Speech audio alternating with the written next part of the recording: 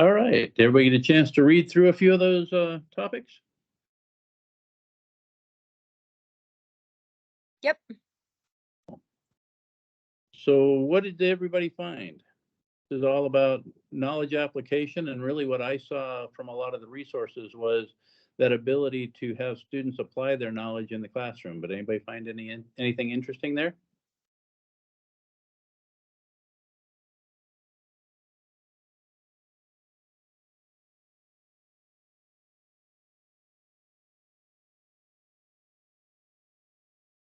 I see a lot of you are still on mute. Anybody out there? Mark, I mostly picked up like the lecture to the students in the ones I read versus the students working together to kind of figure out the information. Mm-hmm. So, like Okay. how best to lecture Uh-huh. and how to organize your lecture. Yeah. What I saw in a lot of that was how to pull the students into your lecture, though, to get them involved in it as you organize it, how to organize your lecture so that you'll pull them in is what I kind of read into it, but maybe I was making it what I wanted to see out of it. I like the one graph in the, I'm not sure which one it was, that says you have their attention at the very beginning and then it plummets Uh-huh. and then it goes back up at the end. The first one. Yeah. That's an effective, that's how I feel whenever I'm in front of a group Uh-huh. for longer than about 15 minutes. So Yeah. You're probably right in that. So what are you going to do to stop that? How do you fix that?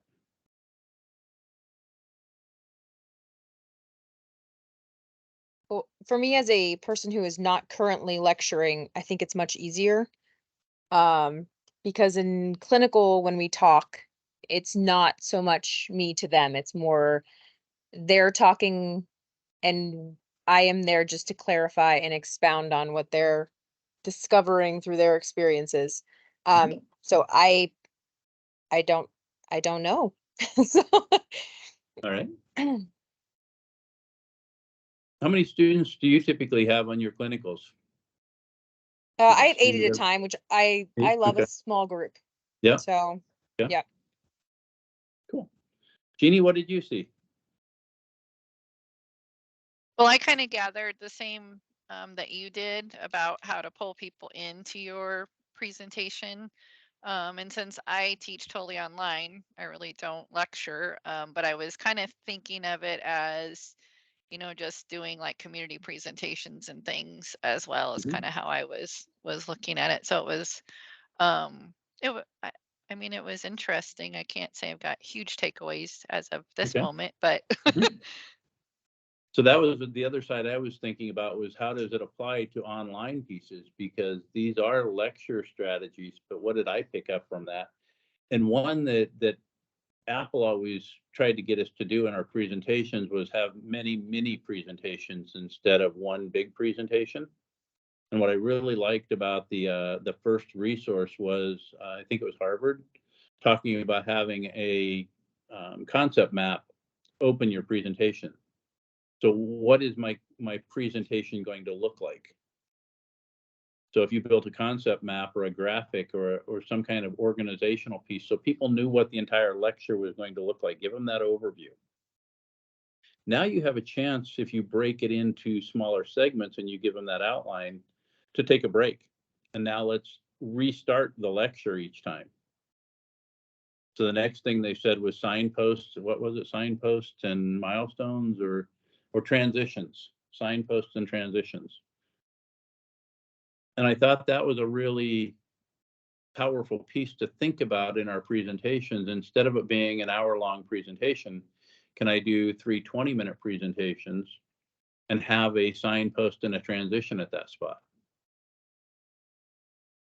And as I was thinking about it, tomorrow I'm doing a session on what we're calling trifecta, to how we can build lectures. So if you had a lecture recording for online, for example, could I make it so I had a video recording of my lecture, a podcast of my lecture, and an audio transcription of my lecture, so they could provide all three to students without spending your entire day building that for students? How do I do that? And that kind of led me into, how do I think about the lecture being more of a podcast? So do either or both of you listen to any podcasts? Jeannie, you do? How about you, April? I do not. So I am very much a visual learner. So if I Okay. don't have, I've even asked my lecturers when I was in grad school to like, I like to see their face. And I look at them and then I listen. So podcasts are really hard for me. Okay. All right. But what do you see, Jeannie, when you, or what do you hear when you're listening to your podcast? What makes it different than a lecture? Well, the ones I listen to, one, I usually do it in the car, like listen to them in the car instead of listening to the radio. And they're always a conversation. It's always, two people having a conversation, maybe one interviewing the other or something, but it's always two people, at least the ones I listen to are. Okay. Basically. Is it one long conversation, or do they take breaks in there? No, it's one long conversation. I mean, there Is aren't it? like commercial breaks in there. Okay, they don't have commercial breaks in theirs? No, not usually. One thing that I really like about the podcast is I do see a lot of breaks and transitions and the signposts and those kinds of things that give you more of that 15-minute segment of, hey, I'm going to listen to this. And then you're going to hear a stinger, some music to break it up and kind of introduce the next component. And then maybe a visual transition and then on to the next topic. So those are some things that I was kind of looking at saying, boy, we could utilize some of that idea in our video lectures too. So April, when we're thinking about the graphic organizer at the front, would that help you with that visual side? To have something to say, this is what the lecture is going to look like? It's mostly just focusing enough to actually listen instead of, especially when you're in a classroom, there's distractions everywhere. I mean, someone's drinking, like, and so for me, there's got to be some kind of, either the subject matter has to be something I'm super interested in. The podcast that I have listened to, or it has to be some kind of visual component that I'm looking at, even if it's just a stagnant like screen. I don't know. I just think it makes it more interesting when there's a person. And I do like the fact that podcasts are two voices.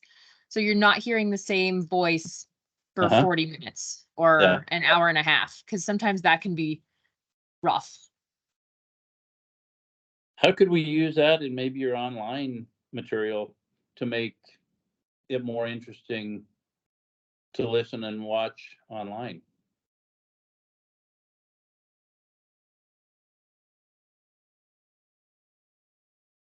Is that something you could do, is to do interviews with people? Is that easy? Is that a challenge?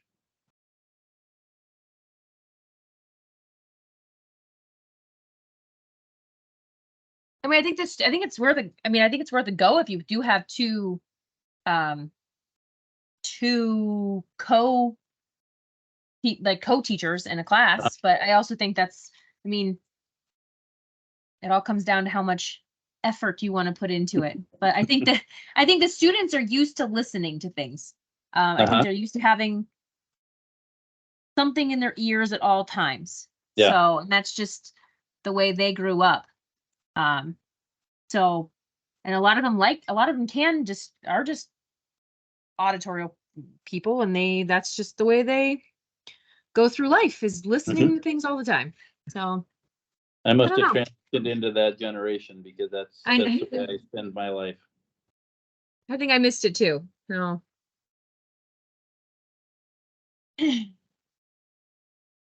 So what about the idea of the graphic organizer at the beginning of your course? Could you take your iPad and show like an organization of what you think clinicals are going to be, or certain aspects of clinicals that you might want to focus on for the day?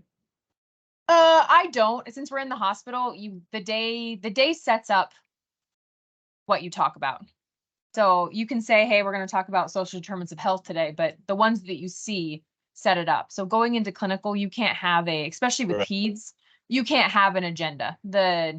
your 5 hours on the floor, 6 hours on the floor lead you into certain discussions. So you only have, you have a 20-minute, get a 20-minute break to like, sometimes I'll look stuff up.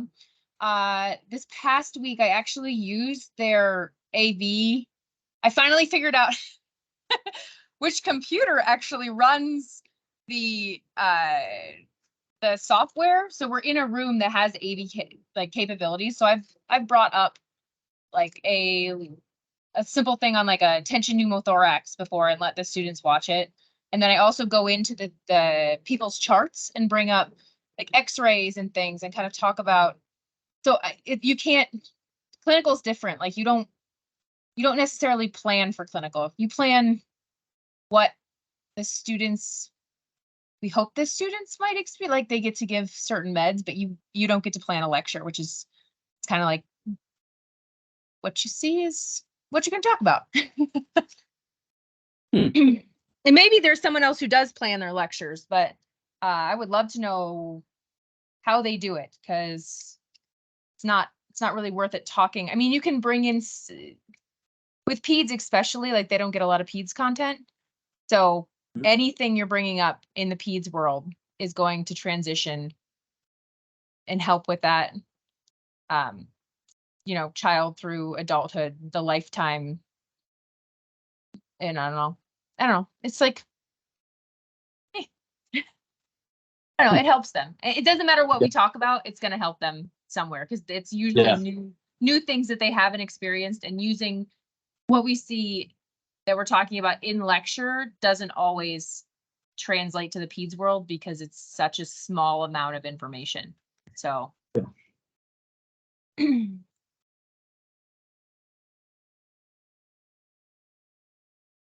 Okay, I've got a question for both of you. So one of the things we're supposedly focusing on here is the knowledge application piece. So what is it that you do in your courses to let you know that the students understand the concepts that you taught in class or online or what have you?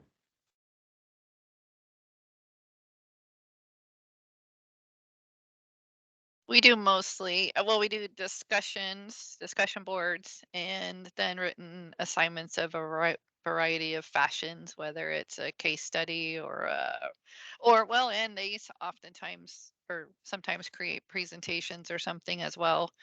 So for like this health ed class I just finished teaching, it actually, it was a quick 5-week class, but they just built on, we had the ultimate I guess thing was for them to create a health education presentation. So they got to pick the topic, they got to pick who they were going to present to or developing it for. They ended up really recording like a voiceover PowerPoint, but they built it along the way. So we did, you know, assessing their population, planning their health education, what resources are they going to use, all that kind of stuff. So the ultimate thing along the way was their health education presentation, but along the way we had assignments as well. So it was actually kind of fun, and I was super impressed. These were undergrad students, and I'm used to teaching grad students, so it really ended up pretty cool, and they did a really good job on the presentation in the end. Oh, that's great. April, what about yourself when you're in those clinical settings? and less lecture. It's usually one-on-one, so they're with the patient or the client for hours. And then usually around the middle of the day, I will come, and I think actually doing a pathodiagram or a care diagram helps them understand kind of the nurse's role a little bit better. So we talk through each individually, we talk through their care plan. So what interventions can you do? Okay, go do them. What we talk through all of the stuff. You guys have seen it. So like just helping go through like, what do you think safety precautions are for this person? And you can, I am directly like Socratic questioning, what do you know? Tell me what you know. And it's one-on-one, so there's not as much pressure. I mean, it probably is intimidating, but there's not as much pressure to perform as there would in a class. So the shyer students cannot hide. They have to talk to me, which I think is good. I have a tendency to, I deal well with louder students. Sometimes in a group, the people who don't talk can get lost, and I think their opinions and the way they feel about things and their perspectives are a little bit different. So I always like to hear those, but typically it's one-on-one. How do you feel about this? And then just group, kind of the group clarify, like when we're all together in post-conference is just clarifying, like how do you guys feel about this as a group? So I don't know, there's some just talking. Yeah. But it's usually not me talking to them, it's us talking as a group, all seated around the same table. There's no lead, which I think is the nice part of clinical. So we're learning, but we're learning together. So I like that, what you said too about, sometimes the quiet ones get lost. So what are some of the things that you do to help ensure that the quiet ones don't get lost? I think that the one-on-one is always helpful. Just the fact that they're acknowledged, and like, I want to hear from them. I want to see what their perspectives any different, but I do, like, each person is responsible for presenting their own case, much like a resident. They present it in front of the whole group. And you just ask them back and forth if there's any clarifying things you want them just talk to them. Sometimes I'll ask them by name, how they feel about a certain thing. It's nice if you know them a little bit more than I know them. In the summer, I got to know them a little bit more. So a parent's perspective is different than a 20-something-year-old perspective, or same thing with maybe female to male. It's just a different perspective on what's going on or how they perceive something. So, I mean, I'll call them out by name, and at that point they're in their group. So it's kind of their safe space. They've been with them sometimes for more than one grade level. So they often know their classmates, so they're a little bit more comfortable talking than they would be in a group of 64 students. So Sure. Jeannie, what about you? What, when you find someone is struggling, what are some of your ways to reach out to them and help them out? Well, first I want to kind of address your question about the quiet ones getting lost, because that's one of the things I really like about online is, in way back, gosh, when I was in the early days when I was working on my doctorate and I was taking a distance ed courses at UNL through on distance education. And I remember a conversation, a discussion we had about, do extroverts or introverts learn better online? And it lends itself well to both, because the extroverts, for one, like in online discussions, don't get cut off, or a lot of times in the classroom, because they're the ones always talking, they kind of get cut off. And then the introverts, who need that time to process and who aren't typically the ones that would start talking in the classroom because they need time to process it before they say something, they have that time to process in an online world. So it, and way back, gosh, when we first took our master's program online, I recall one of the students, when we were asking him, what'd you think? And she's like, I would be one of those people that would never talk in the class. And she was one of the most engaged and got talk in online discussion. So I think that's really cool that it lends itself. But like, if I find a student is struggling, well, in the online world, I'll reach out to them either via email. My doctorate students, I'll text them. We'll try to set up a one-on-one with them. Just kind of, and then with what April said too, a lot of one-on-one, that really is like with my doctorate students, since I do doctoral scholarly project, I do a ton on one-on-one with them. So it's either meeting with them in person, we do a lot of emailing back and forth, and if there's not getting it or something, and I'll do whatever they want. Some of them like to meet more in person, some like to email back and forth better, so whatever they want, but it's very much one-on-one. Great. Thank you for sharing, both of you.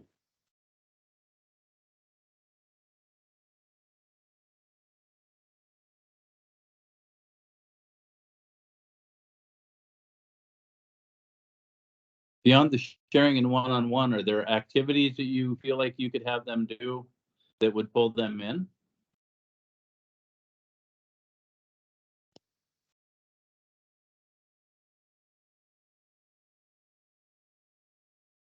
Again, I think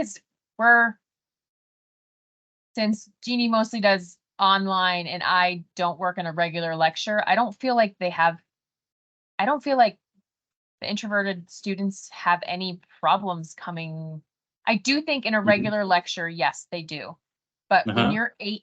when you're 1 to 8, Yeah, there's enough sharing. I mean, you can point an extrovert or an introvert and an extrovert out pretty easily. Mhm. But I also think it's kind of interesting because in that small of an environment, you kind of get to be both and you get to see it like I don't know. Sometimes like some of the introverted students will speak up because they've seen something with their patient or their background allows them to be able to talk um, more openly about their experiences and how it interacts with like the nursing world. I don't know. I don't see it as a problem in a smaller setting, but it's an issue in lecture. And I think that's why you have that attention deficit that Mhm. happens. Like so many of those students are just not engaged. Yeah. So if you don't have interaction, somehow you're going to lose most of the class. So, and yet when you talk to some of them, they don't necessarily like the group and the interaction. They want to know just what they want to know, and they don't want to do the activities. And I don't really know why. So I feel like That they was might think the class is Go ahead. shorter, but it's not going to be. So, like, I don't know. It's an interesting thing. No. Actually, tell us more about that. What do you mean they don't want to do the activities? No, it's just feedback. So a lot of the times, I think it's follow up. So let's say you do a group activities. So you break your group of 60 into groups of 5. And then they do an activity and you come back and you might talk about it as a whole on what you're supposed to get out of it. But I think when you break up into groups, the groups expect that there's going to be time and energy put forth into what they created or what they thought of individually, like the individual groups, instead of Sure. just as a whole. So I feel like that's something, and they're like, I don't know, I've heard at least a couple people were talking about an activity in 300, and they said it didn't help us because we didn't have any clarification at the end of it. So we just felt like it was something to do for 15 minutes. And like, the lecturer thought it went well, but some of the individual students said it didn't go very well, which I thought was, and I think everybody's different. And that's the problem with, not the problem. That's one of the harder things about lecturing to a group of very different individuals, because our nursing students are not the same ages. They don't come from Right. the same place. They Mhm. don't have the same learning style, especially if you're talking, you have 50-year-olds in the class and you have an 18-year-old in the class. Like, Yeah, exactly. it's super hard. I think it's much easier to lecture if you know you have generally the same sort of people in that you're lecturing to. So I don't know. I don't know if any of those talk about lecturing to people who are very different, but I think that's where the part where you've got to vary and restart your presentation so you get that excitement at the beginning again, and keep it yeah. in short segments so you can kind of tailor it to your audience a bit more. So that if somebody checks out because, well, this doesn't apply to me, or it's not flowing in the way I learn, they know that they're going to put up with it for 15 or 20 minutes and then things are going to change. Yep. And we're going to do something else. So having that continual change, I think, is a good thing, whether you're online or on site.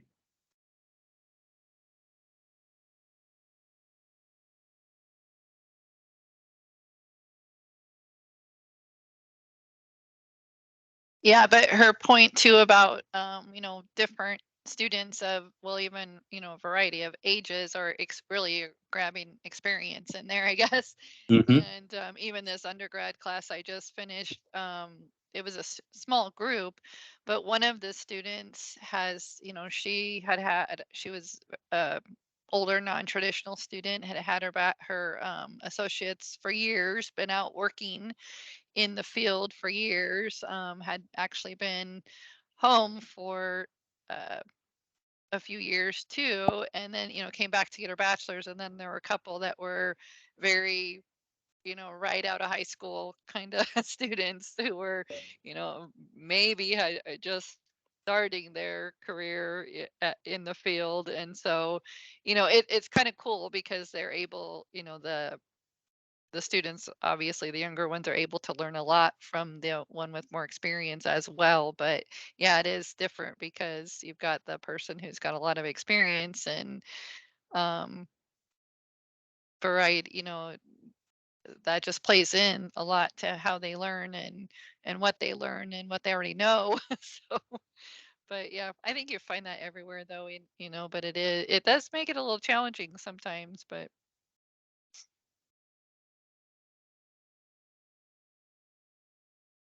I would agree with that. I give my daughter a bad time all the time calling her a non-traditional student for us. She's one of the students that came right out of high school and she's one of the few, because most folks have already been out and worked in that career. And what is our average age? 27? Is that what I hear? I believe so. Yeah, so I call her the non-traditional student. Because it's not what we typically have.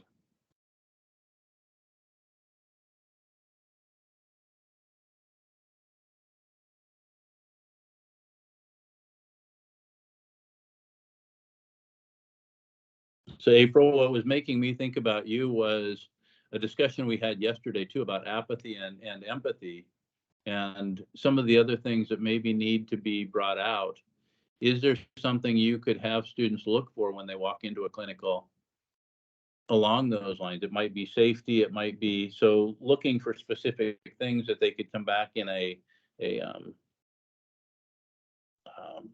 review at the end. I'm trying to think of the term, but in a review at the end that you could talk about and pull that back out and say, what did you see in that area? So you could focus them on looking for specific things as they're treating each of those different patients. Yeah, like Yeah. a reflection. Yeah, reflection area, or what's the post simulation or post clinical activity that you do? I can't think of it right now. Post-clinical? I'm sorry, what was that? Oh, I don't know if you were asking a question or not. Yeah, Yeah. no, yeah, I think it's hard with pediatrics, because they're just so green. Mhm. Sort of try to focus it on like, hey, are you seeing this? They don't have enough time in this space. It's a new hospital. They only Okay. have 2 days there. A lot of the time. So as you build confidence in a setting, you will see that they can look for more. You can Okay. give them guidance on, hey, this is what we're going to try to do today. But with 2 days, it really is just making them feel comfortable in the setting, like Okay. trying to ask for the bare minimum as much. I know it's a 300 level course that I'm in, but like truly the ped setting is just so new. I Mhm. do focus a lot on social determinants of health because understanding, especially if you're not a parent, understanding the the role of a parent as a second patient. And oftentimes I'll try to guide them to doing a family care plan as one of their 2 concepts, instead of a patient-centered one, because it really is the family that struggles. And a lot of the times, the younger students who don't have families, who don't have children yet, don't understand why the parents aren't there or why this has happened to their one of the students or one of the patients. Like they can't grasp that. So that's one of the things going in I look for. Yeah. And I also look for the students who are parents it doesn't come from just me. It comes from their peers telling them, hey, like, this is how it works when you have 4 kids and one of them is Mhm. sick. Unfortunately, you're not going to be there all the time because Mhm. you don't understand. Like, if your kid is sick, like, why aren't you in the hospital? Well, because your life doesn't revolve around that kid all the time. Sometimes it revolves around more than one kid. So it's just I think, again, I think the themes, allowing the themes to emerge instead of trying to force the themes works Okay. better in a clinical where students aren't comfortable with anything. They aren't comfortable with their skills. They aren't comfortable in the setting. And that way we're all kind of on the same page, I guess. Like, I don't Well, know. that helps me understand too, when you're working with 2 days. I hadn't thought about it being such a short stint where you're in and out. Yeah, and I have a new thing of students every 3 clinicals. So unfortunately, Oh, wow. I don't spend time with the same 8 students over the course of a semester. I get a new 8 students every 3. So it really is trying to make a connection very fast, trying to assure them that they are they are safe, and then trying Uh-huh. to trying to make sure it's that they know, like, hey, it's okay. This is a good place to learn. We're all learning. Because if you're not open-minded on how uncomfortable they are, because lecture is a comfortable place, right? I mean, Yes. even I think an online is probably the most comfortable place because nobody sees your face, and you get to think about your words, like Jeannie was saying. Um, so, but a lecture is, you can't do any wrong. I mean, you're not exposed. But a clinical learning is different. Like, you can make mistakes, you can have emotions, you can have, and like, all of those tie into your learning environment, and how I, as the instructor, react. So it's different. It's a little different. Yeah, I can imagine it is, especially with just simply 3 days. I hadn't pictured anything in that environment before, so that's an interesting twist on things. Oh yeah, you guys should come on by one time. See what you can see if you have any pointers for people who have very short clinicals with new Yeah, people that they that don't had know. It's basically like, hello, strangers, come with me on a new experience that you're not comfortable with. We're gonna be awesome. So it's a lot of reassurance and trying to build on what they know. So And are you at the same hospital the whole time? Are you doing peds? I think that's what you said.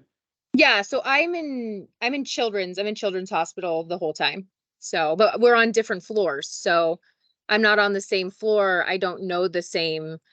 Um, we have different staff. They just opened up a new floor, so we can be on any one of 3 floors, and they are very different in feeling and like the support that they have Sure. there, and also in age groups of children. So it really is. It's kind of nice that I was an employee there, but I haven't. So it really is like I'm learning with them, which I think gives me perspective on how uncomfortable they feel, because I feel that still.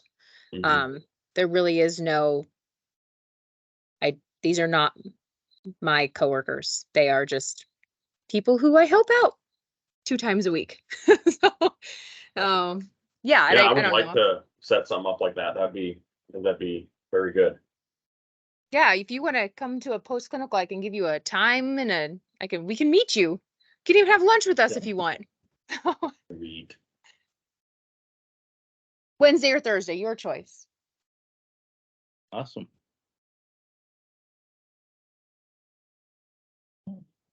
Jeannie, any other thoughts that came to mind while we were chatting away there?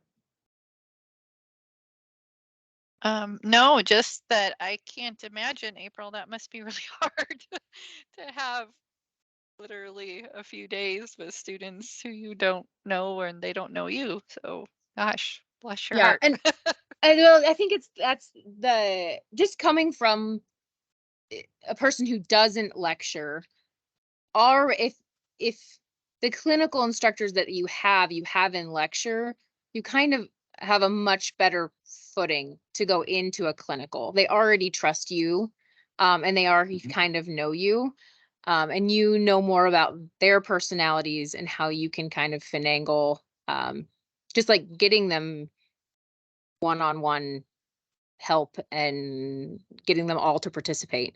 But if you don't know them, it takes you the first day to figure out even like anything about them. So yeah, it's a little Right. different learning area, but Yeah. yes, we do I- exist. We I could see where that'd be tough. Well, even for them, not knowing you and not knowing, having any idea what you are expecting from them, yeah. because they don't know you. And wow. Yeah. Well, and had this, I mean, I find that even with 5-week online classes, they just seem Mhm. too fast. And it's like, Yeah. it's really hard if you haven't had those students before, it takes that whole 5 weeks to learn about, learn each other, I guess. Yep. Yeah. And I think that's the kind of the bummer in online classes is that you know they're writing, but depending on what you're actually doing with them, uh might not know their personalities. Like I was shocked when I met some of my classmates. I was like, that is not what I pictured at all. And I had been through an entire program with them, but I still didn't. I was like, this is, are you the same person? I know I've read your stuff, but you're not the same in person. But I don't know. Yeah, I think online would be an interesting place. So Mhm. you can be anything online. Yeah, yeah, and it definitely has, yeah, it's plus and minuses. Or like you said, this class I just finished with undergrad students, 5-week class. One of the students was one that she wanted to have conversations. Well, we had a lot of phone conversations. I still didn't get to see her. And the others, I kept reaching out saying, if you want to chat about this, I give them a ton of feedback. But if you want to chat, let me know. We can set up a time. And they were not ones that, wanted to chat, but she did. So I felt like Yeah. I knew her a little bit better, but just via telephone, I didn't get to see her. Um, so yeah, it's interesting. Or yeah, when you have a student for an entire year with the doctoral scholarly project, and you do get to see them virtually, but then you finally meet in person, and like one of my students, I was like, "Oh my God, I had no idea you were that tall." Yeah. Mm. Yeah.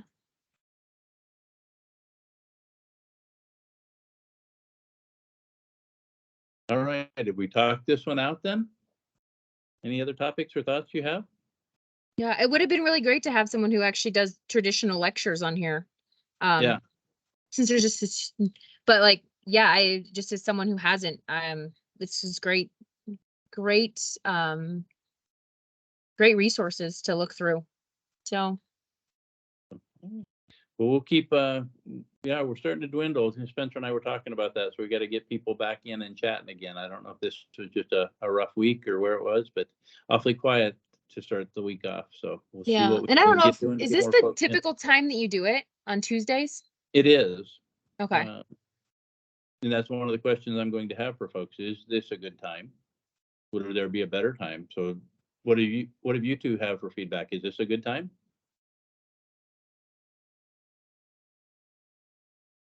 Depends on the week for me. If I've got a lot of grading, Monday, Tuesday are usually my grading times. Yeah. So I can get feedback to students early in the week. But I can usually, take a break too for an hour. But it just depends for me. Yeah. In the nursing program, I think it really depends on what class you're in. So a lot of the times classes are Mondays, Tuesdays, but our ACE is in clinicals Monday, Tuesdays, I believe, but traditionals and Wednesdays, Thursdays. So unless it's later at like 4, we're probably not going to be able to make it a lot of the time. So Yes. But- So we do 11 to 12 on Tuesdays, and then we also do 11 to 12 on Fridays. And Friday seems to be quiet, but I think everybody's quieting down and moving into the weekend by then. So we may look at adjusting times to better fit, but we'll see. Yeah, I think it just depends. Awesome. Awesome. All right. Well, thanks for your contributions today. I Yep. appreciate it. It was fun. Yeah. Thank you Looks both. like you had something Yeah. If for us. either of you want to come see what post-conference looks like, or at least for me, you're always welcome to. I do. So- Yeah, I'll be I- reaching I- out to I do you. as well. Yeah, Yeah. absolutely. And then Mark, have a wonderful time in the Northeast. Say hello You to all bet. my beautiful trees. We will do that. Soak that all up. So, You bet. but I Well, have a expect great fabulous weekend. pictures. yes, bet. absolutely. You better post some. So Yep, we'll do. awesome. Did you have something to close up, Spencer? It sounded like you were trying to get in there with something. No, I just want to make sure that you send us great pictures. Okay, very good. Yeah. All right. Have a great week, everybody. Yep. Talk Thank to you soon. you. Bye, guys. Bye. Thank you.